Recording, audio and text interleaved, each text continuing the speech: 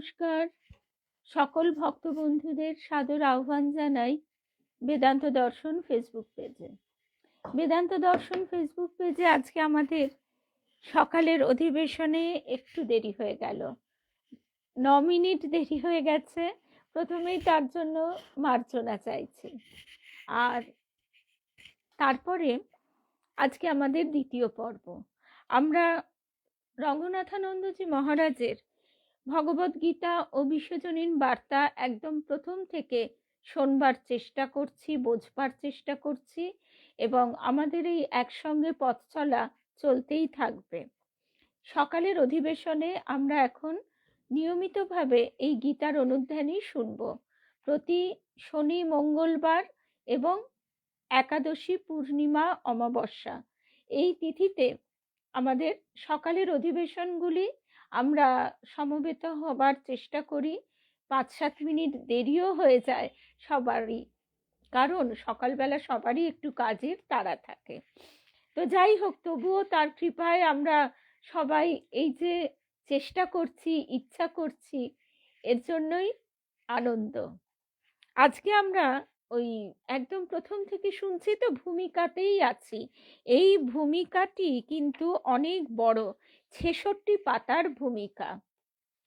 স্বয়ং শ্রী রঙ্গনাথানন্দজি মহারাজই কিন্তু লিখেছেন, এবং এখানে এই প্রসঙ্গটি শোনাটা তিনি চাইছেন প্রত্যেকের উচিত।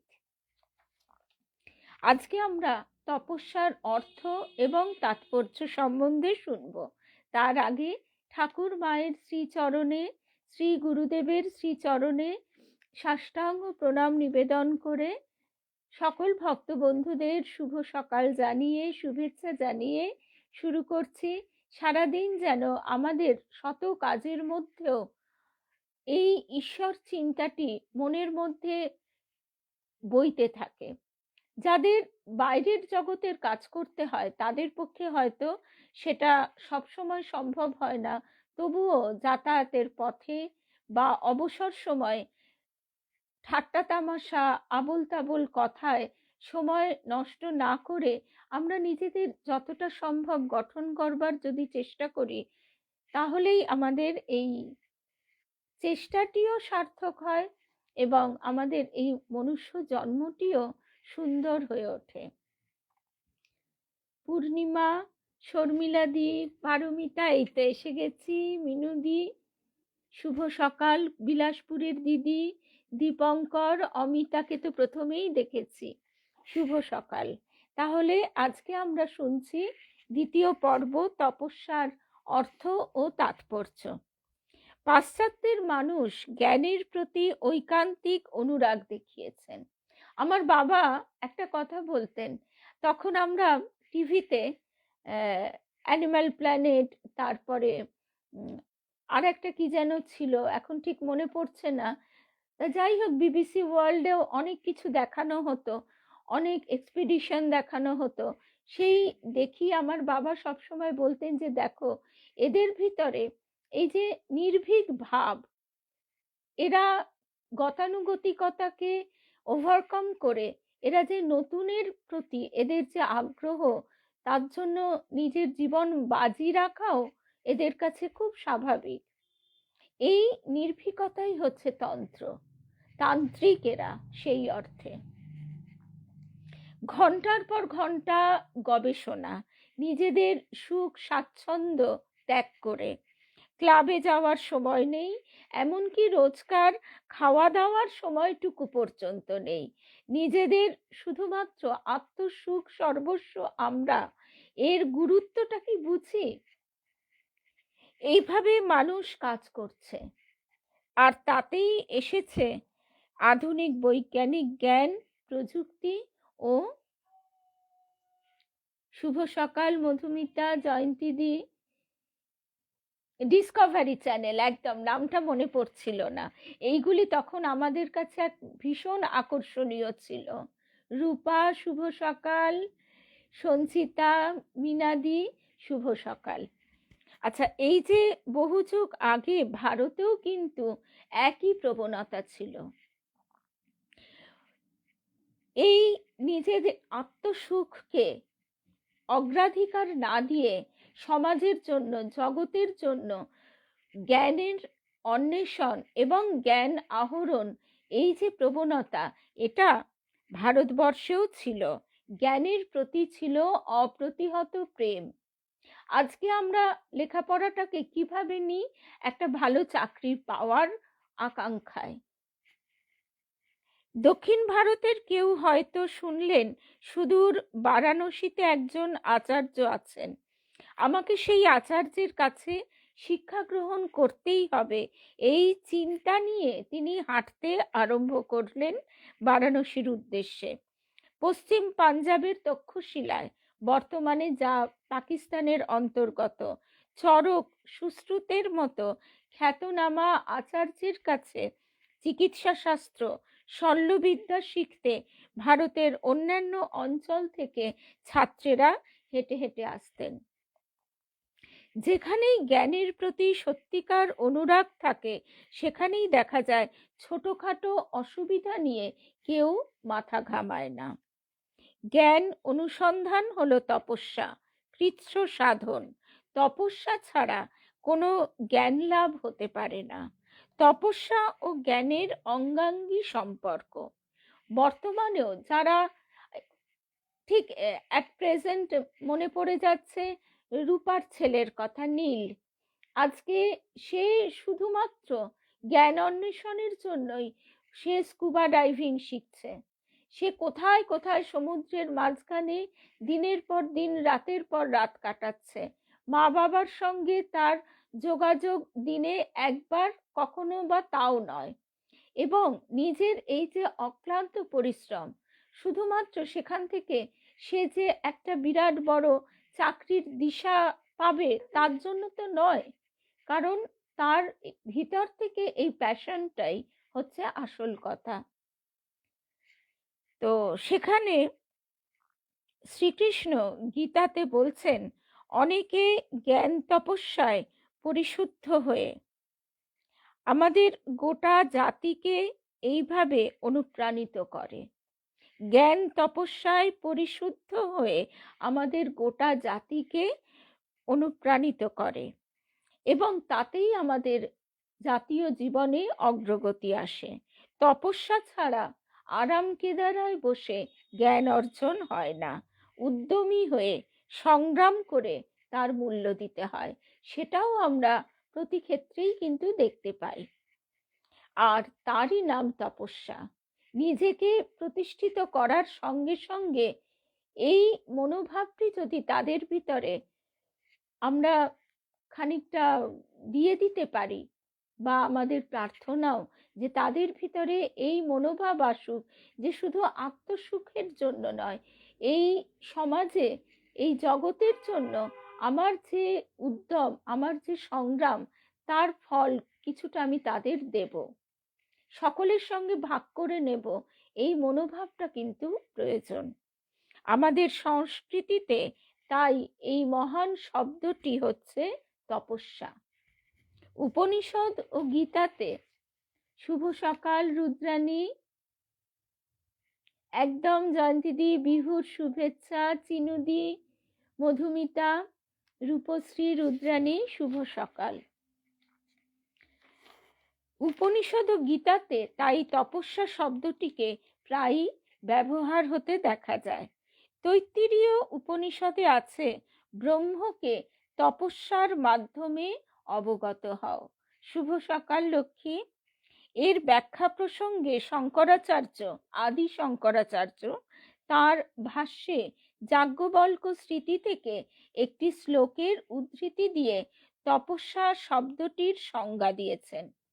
মনসশ্চ ইন্দ্রিয়াণাং চ ঐকাগ্রং তপ উচ্যতে। মন এবং ইন্দ্রিয় সমূহের শক্তি একত্র সংহত করাকে তপস বলা হয়।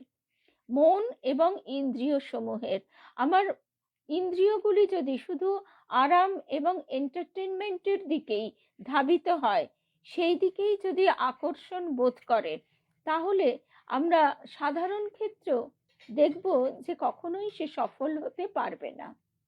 আজকে সে ঘরের আরাম ছেড়ে সে অনেক প্রতিকূলতার মধ্যে দিয়ে এই যে সংগ্রাম করছে, এটিই তো তপস্যা। ছাত্রের ক্ষেত্রে অধ্যয়নই তপস্যা।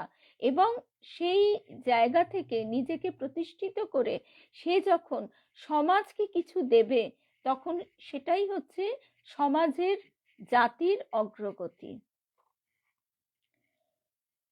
জগতে জ্ঞানের যে কোনো অনুসন্ধানের প্রতি এই সংজ্ঞা প্রযুক্ত হতে পারে। বৈজ্ঞানিকেরা এইটি করে থাকেন। তারা তাদের মনকে বৈজ্ঞানিক পদ্ধতি ও দৃষ্টিভঙ্গির সহায়ে শিক্ষিত করে তুলে সেই মনের সাহায্যে প্রকৃতির আবরণ ভেদ করে তার অন্তঃস্থলে পৌঁছন এবং সত্যের আবরণ উন্মোচন করে দেন, যে সত্যকে যুগ যুগ ধরে প্রকৃতি সযত্নে রক্ষা করে এসেছে। একইভাবে আত্মা লুক্কায়িত আছেন এই মায়ার জগতে। আমাদের বৈদিক ঋষিগণ এই মায়াকে ভেদ করে আবিষ্কার করেছিলেন নিয়ত পরিবর্তনশীল মায়ার জগতের অন্তরালে স্থিত সেই অনন্ত শাশ্বত সত্যকে, সেই আত্মাকে। এখন সেই আত্মা হচ্ছে এক অব্যক্ত শক্তি, যে শক্তির কোনো ধ্বংস নেই। সেই শক্তির রূপান্তর আছে। ফিজিক্স বর্তমানে সে কথা মেনে নিয়েছে, স্বীকার করেছে। শুধু তফাৎটা হচ্ছে অধিকাংশ ক্ষেত্রে আমরা স্থূল জ্ঞানকেই একদম শেষ কথা বলে বা ইন্দ্রিয়লব্ধ জ্ঞানকেই শেষ কথা বলে মনে করে থাকি। যখন আমাদের ইন্দ্রিয়াতীত জ্ঞানের সম্মুখীন হবার সময় আসে, তখন দেখা যায় কি আমাদের যেহেতু নিজের উপরে কন্ট্রোল নেই, সেই হেতু আমরা সুখ ভোগে নিজেদের শক্তিটিকে বিনষ্ট করছি। সেই জায়গা থেকে দাঁড়িয়ে আমাদের এই যে শিক্ষা, গীতার যে শিক্ষা, তুমি জ্ঞান লাভের আনন্দে একে তপস্যা রূপে গ্রহণ করো। স্কুল কলেজে প্রবেশের আগে সব ছাত্রছাত্রীর উচিত তপস বা তপস্যার এই সংজ্ঞাটিকে তাদের সামনে রাখা।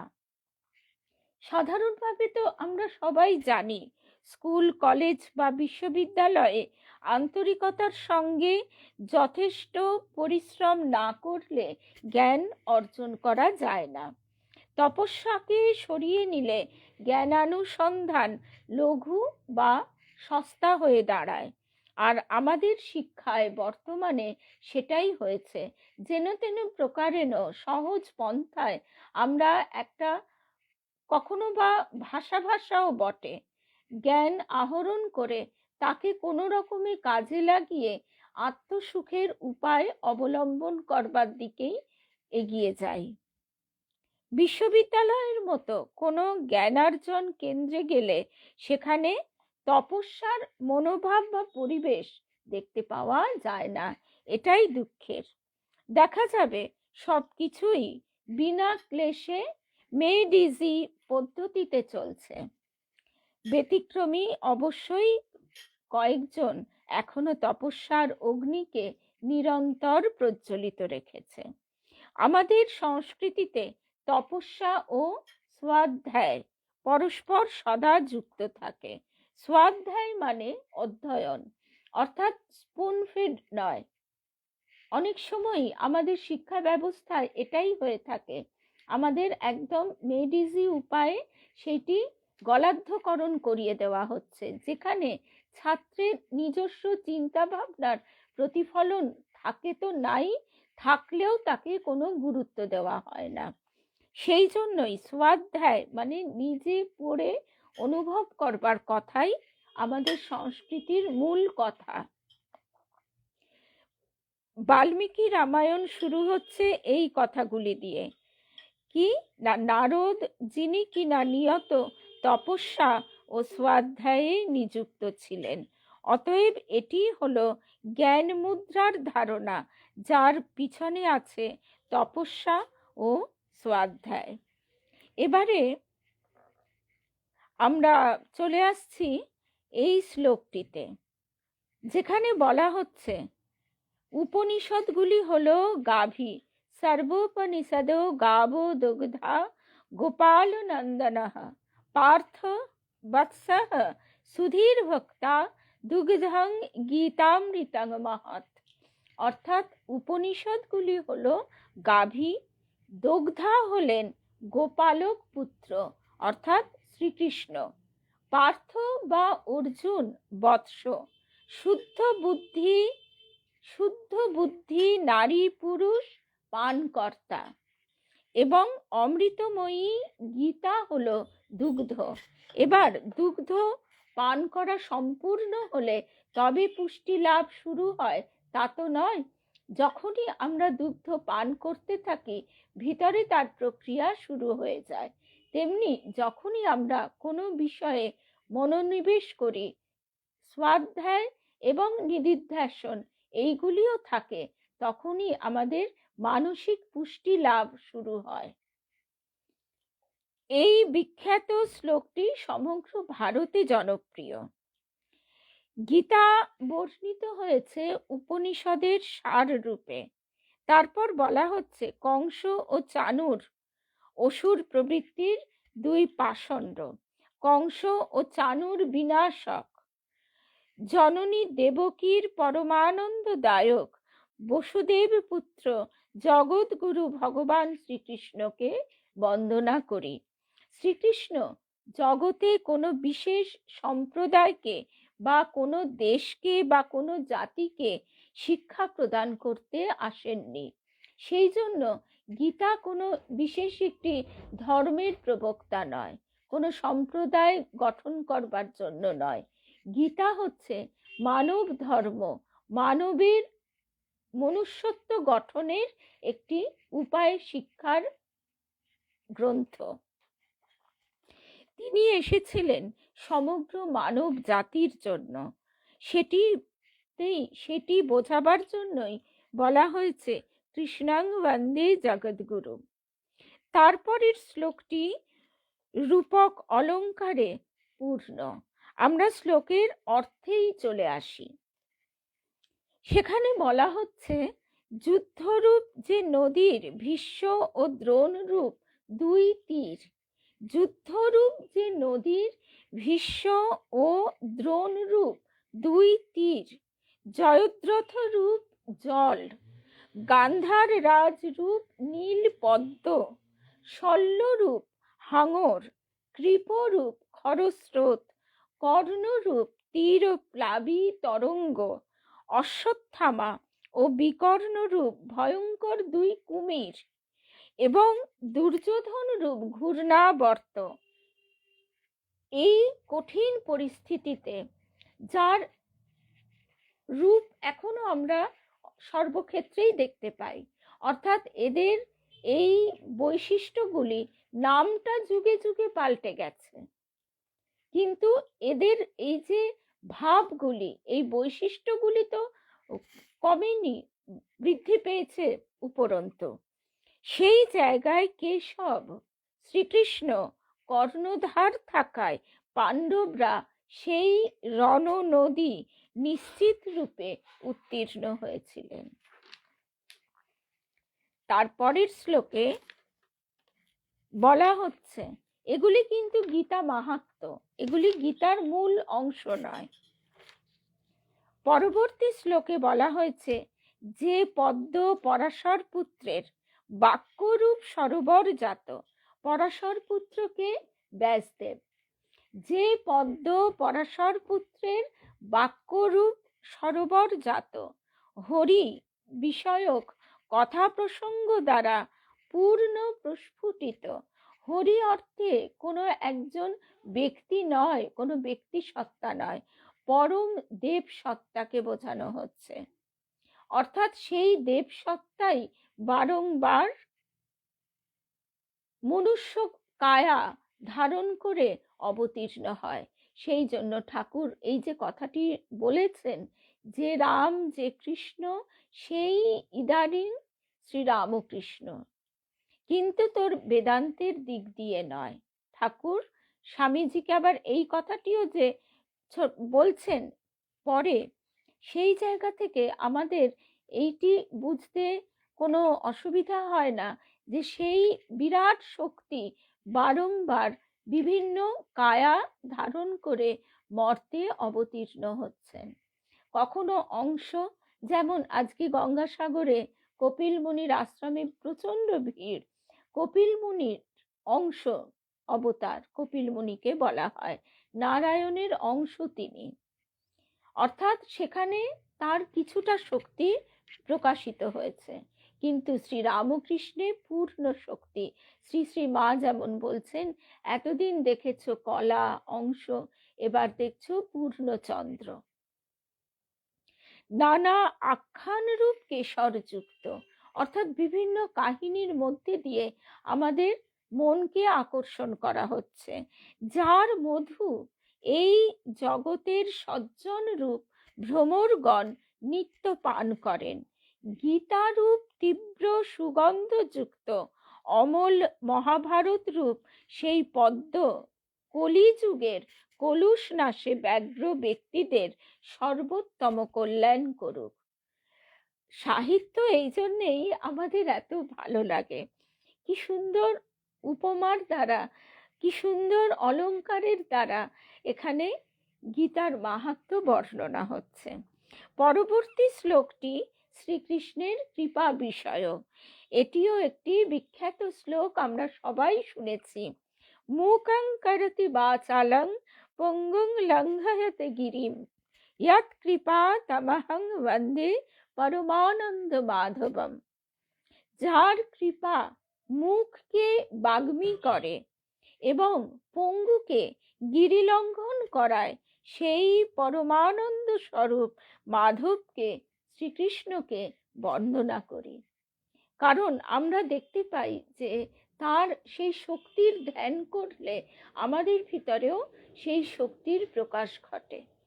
আমরা নিজেদের যত আহাম্মক ভাববো, স্বামীজি বলছেন, নিজেদের যত দিনহীন ভাববো, ততই আমরা শক্তিহীন, দুর্বল হয়ে যাব।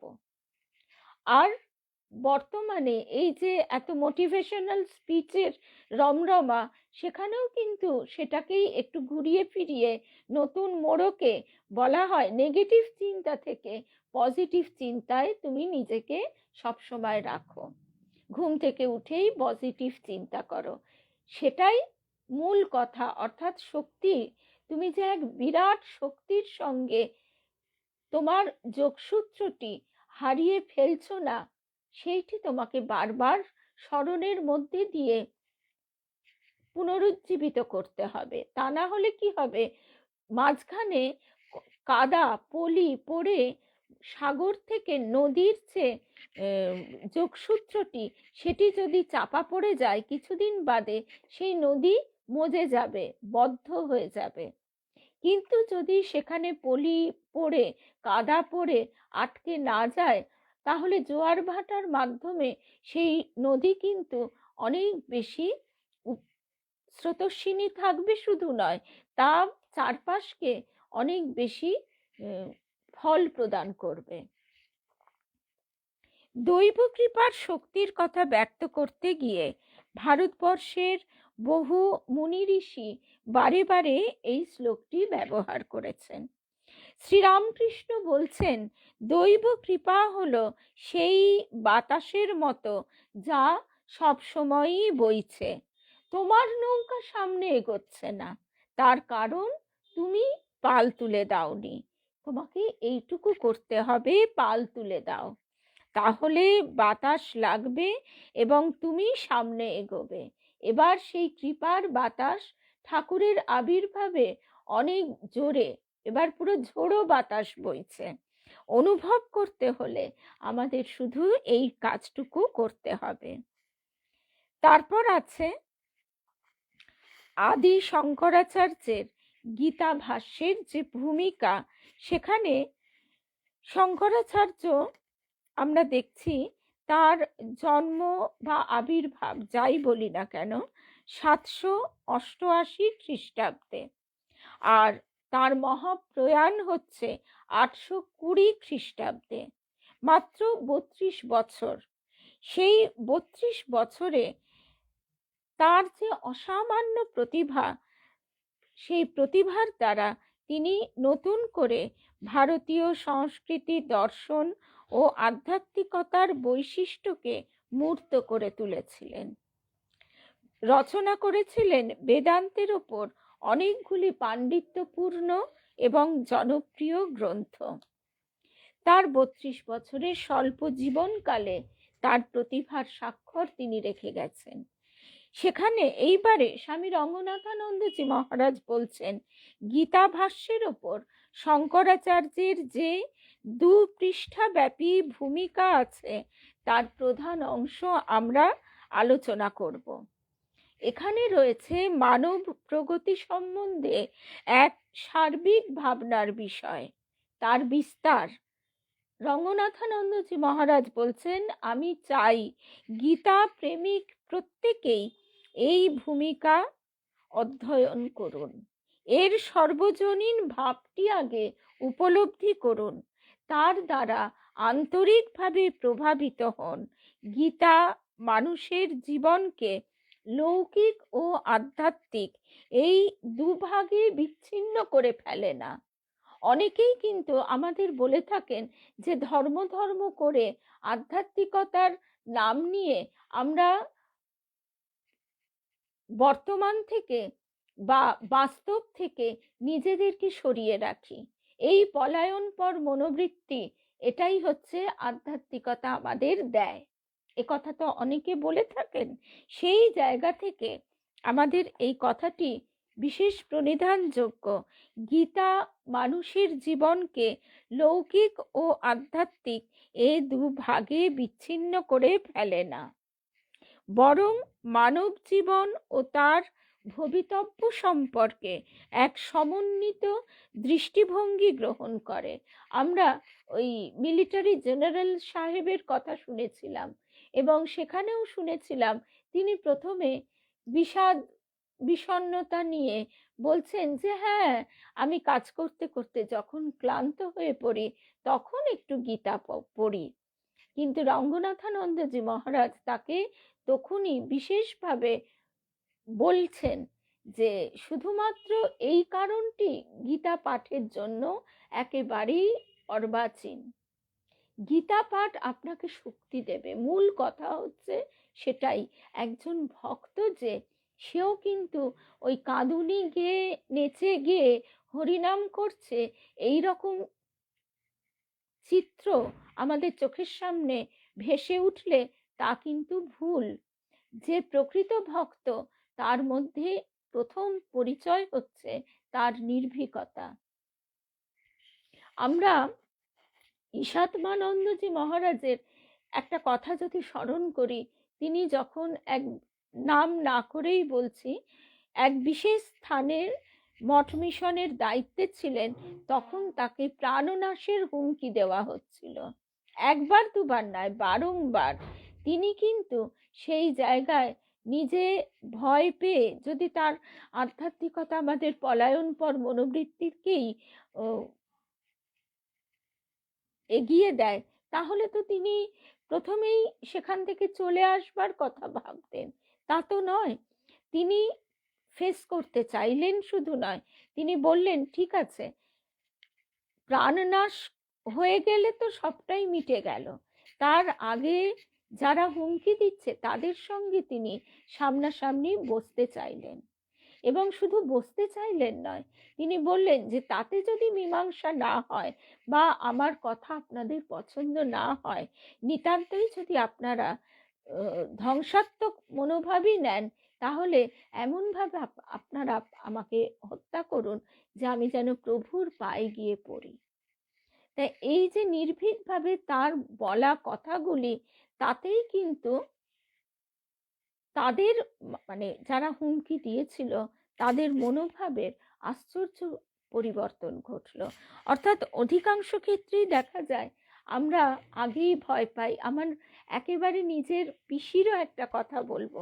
বেহালায় আমার যে পিতামহের যে বাড়িটি ছিল সেখানে আমার দুই পিসি বিবাহ করেনি, এবং তাদের তখন একেবারেই প্রৌঢ়ত্বও শুরু হয়নি। সেই সময় কিন্তু সেই সম্পত্তি 5 কাঠা জমি বেদখল করবার জন্য অনেক রকমের চাপ সৃষ্টি হয়েছিল। তাতে রাত্রিবেলা দরজায় ঠকঠক করা, জানলায় ঠকঠক করা ইত্যাদি নানাবিধ। সেখানে আমার ছোট পিসি বলেছিল, দরজা খুলে দাঁড়িয়ে বলেছিল, কি করবে, মারবে? তাহলে মারো, মেরে এই জমি দখল করো। তাতে কিন্তু তারা পিছিয়ে যায়। আগেই আমরা অধিক ভয় পেয়ে যাই। এই জায়গাটি আমরা সেই মায়ের জীবনটিও যদি ভাবি, তখন আমরা অনেক সময় বলবো, মা তো আদ্যা শক্তি জননী, তার ক্ষেত্রে তিনি কালী রূপ দেখিয়েছেন। আসলে তা নয়, প্রত্যেকের ভিতরে আমাদের সেই কালী রূপ তো আছেই। সে হরিশের ক্ষেত্রেই হোক বা সেই ডাকাত বাবার ক্ষেত্রেই হোক, আমাদের প্রথম অবস্থায় এই প্রতিবাদ করার শক্তিটা যেন আমরা হারিয়ে না ফেলি। আমরা আগেই ভয়ে খাটের তলায় গর্তের ভিতর ঢুকে যাই। এই শক্তিটাই গীতা আমাদের প্রদান করে। তারপরে শঙ্করাচার্য তার ভাষ্যের ভূমিকায় প্রথমে একটি পৌরাণিক শ্লোক উদ্ধৃত করেছেন, যার আংশিক প্রতিধ্বনি শুনতে পাওয়া যায় আধুনিক পাশ্চাত্য সৃষ্টিতত্ত্বে, কসমোলজি। শ্লোকটিতে দৈব সত্তার স্বরূপ প্রসঙ্গে বলা হচ্ছে, নারায়ণ, আমরা এই শব্দটি বলি বটে, কিন্তু নারায়ণ মানে ক্যালেন্ডারে লক্ষ্মী নারায়ণের যে একটা নীল মনুষ্য রূপ, তা কিন্তু নয়। নারায়ণ পরম দৈব সত্তা, একটা বিরাট শক্তি। নারায়ণ হলেন অব্যক্তের, অর্থাৎ অবিভাজিত প্রকৃতির পারে, অব্যক্ত। ব্রহ্মাণ্ড এসেছে সেই অব্যক্ত থেকে। ব্রহ্মাণ্ডের অন্তর্গত রয়েছে এই সপ্তদ্বীপ মহাদেশ যুক্ত পৃথিবী সমূহ, অনন্ত কোটি লোক। অর্থাৎ এই যে ব্রহ্মাণ্ড, সেই অনন্ত কোটি ব্রহ্মাণ্ডের খবর কিন্তু সেই বৈদিক যুগের ঋষিদের কাছে আছে। ভারতীয় সৃষ্টিতত্ত্বের সঙ্গে আধুনিক পাশ্চাত্য সৃষ্টিতত্ত্বের যে কেবল কতকগুলো দিক দিয়ে দারুণ মিল আছে তাই নয়, এটি পাশ্চাত্য তত্ত্বের তুলনায় সমৃদ্ধও বটে। আলোচ্য শ্লোকে এই ভারতীয় সৃষ্টিতত্ত্বের প্রকাশ দেখা যায়। শুধু দৃষ্টিভঙ্গির পার্থক্য হলো, ভারতবর্ষের বিচারে পবিত্র জগৎ কারণ আধ্যাত্মিক, আর আধুনিক পাশ্চাত্য জ্যোতির্বিজ্ঞানের দৃষ্টিতে ওই উৎসটি হলো জড় বস্তু। অবশ্য ইংল্যান্ডের ফ্রেড হয়েলের মতো কিছু পাশ্চাত্য সৃষ্টিতত্ত্ববিদ চেষ্টা করছেন ওই উৎসে আধ্যাত্মিক রূপ আরোপ করতে। 40 বছরেরও আগে ফ্রেড হয়েল সৃষ্টিতত্ত্বের ওপর একটি বই লিখেছিলেন, যেটি ছিল সম্পূর্ণরূপে বস্তুবাদী।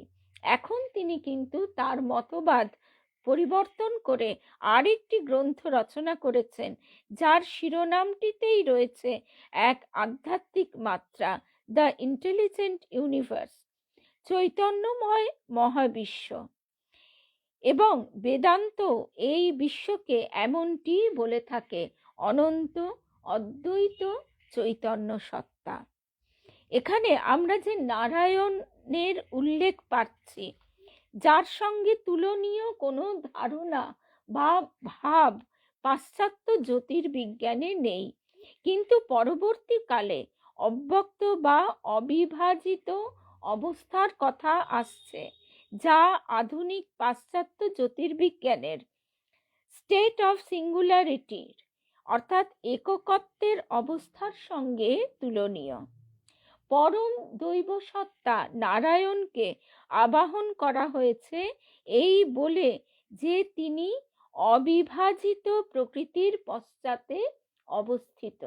অর্থাৎ ঠাকুর আমাদের মতন মানে অতি অল্প বুদ্ধি যারা আমরা, এমনভাবে বোঝাচ্ছেন যাতে আমরাও বুঝে ফেলতে পারছি। যে ঠাকুর বলছেন ব্রহ্ম যেন বাড়ির কর্তা আর শক্তি হচ্ছে গৃহিণী, সে সমস্ত দেখভাল করছে, সবাইকে কাজ দিচ্ছে, কাজ করাচ্ছে, আর এসে কর্তার কাছে সব জানাচ্ছে, কর্তা শুধু তাতে সায় দিচ্ছে। বেদান্ত মতে প্রকৃতির দুটি মাত্রা, বিভাজিত ও অবিভাজিত। বিভাজিত হলো তাই যাকে এই ব্যক্ত বিশ্বরূপে প্রকাশিত দেখতে পাই। কীর্তনিয়া তাই গাইছেন, উঠিছে ডুবিছে করিছে রঙ্গ, নবীন নবীন রূপ ধরি। তার পিছনে আছে অব্যক্ত অর্থাৎ অবিভাজিত প্রকৃতি, যা হলো পাশ্চাত্য জ্যোতির্বিজ্ঞান কথিত বিগ ব্যাং এর ঠিক আগের অবস্থা। বিগ ব্যাং হচ্ছে সেটা স্ফোটন হচ্ছে, অর্থাৎ সেখানে মহানাদ সৃষ্টি হচ্ছে, সেটা ছড়িয়ে যাচ্ছে, তার আগের অবস্থা। অব্যক্ত থেকে আসে ব্যক্ত বা প্রকাশিত রূপ, যাকে বর্তমান শ্লোকে বলা হয়েছে ব্রহ্মাণ্ড, এবং যার মধ্যে রয়েছে এই পৃথিবী সহ লক্ষ কোটি জগৎ। বেদান্তে ঈশ্বর বা পরম সত্যকে অনন্ত কোটি ব্রহ্মাণ্ড নায়ক বলা হয়েছে। অর্থাৎ নায়ক বললে আমাদের যদি একটা মনুষ্য শরীর ভেসে ওঠে তাহলে হবে না। এই সূক্ষ্ম ধারণার জন্য মনকে কনসেন্ট্রেট করতে হয়। ভারতবর্ষের চিন্তায় ছিল অসীম দেশকালের ধারণা, তাই তো ঠাকুর বলছেন মানুষ কি কম গা, সে অনন্তকে ধারণা করতে পারে। আচ্ছা, তারপরে ভারতবর্ষের চিন্তায় ছিল অসীম দেশকালের ধারণা, যার সঙ্গে সেমিটিক চিন্তার অতি সীমাবদ্ধ দেশকাল ভাবনার সাদৃশ্য নেই। অর্থাৎ সেমিটিক চিন্তা আমাদের ওই প্রকৃতি পূজারই একটা মানে দিক, একটা ধারা। সাদৃশ্য আছে আধুনিক পাশ্চাত্য জ্যোতির্বিজ্ঞান ভাবনার। বেদান্ত বলে গোটা ব্রহ্মাণ্ড এসেছে ব্রহ্ম থেকে, ব্রহ্মেই তা অবস্থান করছে এবং একটি সৃষ্টিচক্রের অন্তে আবার তা ব্রহ্মেই লীন হয়ে যায়। বেদান্ত আরো বলে ব্রহ্ম থেকে জগৎ সৃষ্টি হয়েছে এক সবিশেষ সুশৃঙ্খল পরম্পরাক্রমে। এই যে একটা সুশৃঙ্খল, আমরা যদি এমনি ভাবি যে এই যে একটা অপূর্ব ছন্দে জগৎ চলছে, তরঙ্গায়িত হচ্ছে, একটু এদিক থেকে ওদিক হলেই তো পূর্ণ বিপর্যয়। এসেছে অবিভাজিত অবস্থা থেকে বিভাজিত অবস্থায়, এবং এই বিভাজন সংঘটিত হয় একটি নির্দিষ্ট বিবর্তন ক্রম অনুসারে, যথা মহাজাগতিক বিবর্তন। এই বিবর্তনের কথা আমরা দেবযানে খুব সুন্দরভাবে শুনেছিলাম। জৈব বিবর্তন, মানবীয় বিবর্তন। মানবীয় বিবর্তন কি? নৈতিক, ধর্মীয়, আধ্যাত্মিক। বৈদান্তিক সৃষ্টিতত্ত্বে এই ভাষাই ব্যবহৃত হয়েছে। বিষ্ণু সহস্র নামে বলা হচ্ছে মহাভারতের অনুশাসন পর্বে, यतः सर्वाणि भूतानि भवन्ति आदि युगागमे यस्मिंश्च प्रलयं यान्ति पुनरेव युगक्षये। যার হতে একটি যুগ বা সৃষ্টিচক্রের প্রারম্ভে সত্তাবান জীব বা বস্তু সকল উৎপন্ন হয় এবং যুগান্তে যার মধ্যে সবকিছু লয়প্রাপ্ত হয়, তিনি নারায়ণ। এবার আমাদের সাধারণ বুদ্ধিতে নারায়ণ বলতেই ওই ছোটবেলা থেকে ক্যালেন্ডারে দেখা নীল দেহে একটি মনুষ্য শরীরই ভেসে ওঠে, আর ওইখানেই আমাদের ভুলটা হয়। দৈবী নারায়ণ হলেন সগুণ নির্গুণ ব্রহ্মের ব্যক্তিসত্তা, অর্থাৎ তিনি আমাদের উপযুক্ত রূপ পরিগ্রহ করে আমাদের বোধের উত্তরণের জন্য আসেন, প্রকাশিত হন। আসেন বলার থেকেও প্রকাশিত হন। এই ব্রহ্ম অনন্ত বিশুদ্ধ চৈতন্য, এক এবং অদ্বিতীয় স্বরূপ সম্পন্ন। এই কঠিন বিষয়টিকে আমাদের মায়েরা যেরকম হয় একেবারে সহজ করে বলছেন। ক্রমে দেখবে, স্বামী অরূপানন্দজিকে, ক্রমে দেখবে ঠাকুর ঠুকুর সবই মায়া, কালে আসছে কালে যাচ্ছে।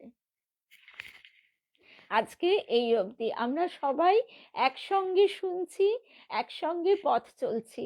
এই পথ চলা আমাদের চলুক, আমরা সবাই যেন এর রস আস্বাদন করতে পারি এবং নিজেদের সেইভাবে প্রস্তুত করতে পারি।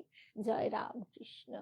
আজ আবার আমাদের দেখা হবে মা শারদা সেবাশ্রম ফেসবুক পেজে সন্ধ্যে 7টায় মায়ের কথা নিয়ে।